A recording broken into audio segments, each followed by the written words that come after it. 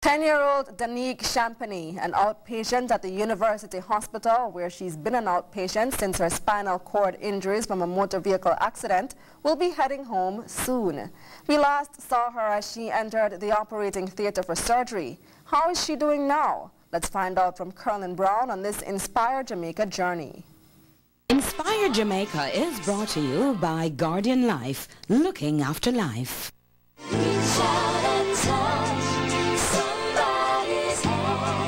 We told Jamaica that we were coming back to check on Danique, and here we are. What can you tell us about her progress? Well, progress for any patient with spinal cord injury at the cervical spine with severe spasticity, as Danique did, usually responds well to physiotherapy. And in particular, for her case, we did the selective dorsal rhizotomy. She has responded well to both. Look at your feet. Have you noticed anything different? I thank you, Lord. You made my feet stretch out. This is Danique being examined prior to the surgical procedure. And here she is now. I feel overwhelmed that the whole surgery was a success, and just looking at her now, yeah, warms my heart. She's a delightful little girl. She's got a wonderful spirit, and she's very courageous for somebody who's been through such a difficult series of problems.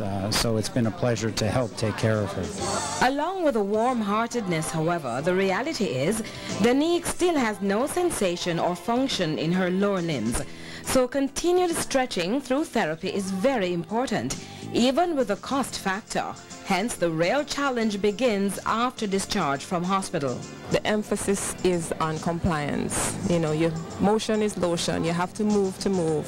The more you move, the better it is. When it comes to patients like Danique, in order for rehab to work, the experts say you must be practical. Danique is a sweetheart, and she's a very happy child. Once you are honest with patients and their parents and you give them maximal functional recovery, they're hopeful. Danique may require further orthopedic surgery on the joints and bones to better position her legs. So the expenses will continue to mount well beyond the current $2 million. And even as the family pursues legal redress, Ms. Thompson cannot imagine the distance maintained between the motorist and her ailing child. He hasn't come to see me, nor nothing. Not even to find out for the time she was in the hospital in UC, how is she doing? Nothing at all. In the meantime, Danique remains forward-thinking. I want to get better and go home to put on my Christmas hat. We told you Danique has spirit, and she is here demonstrating that she is a child indeed and wants to get better. With your help, she can. I'm Carolyn Brown, and together we can inspire Jamaica.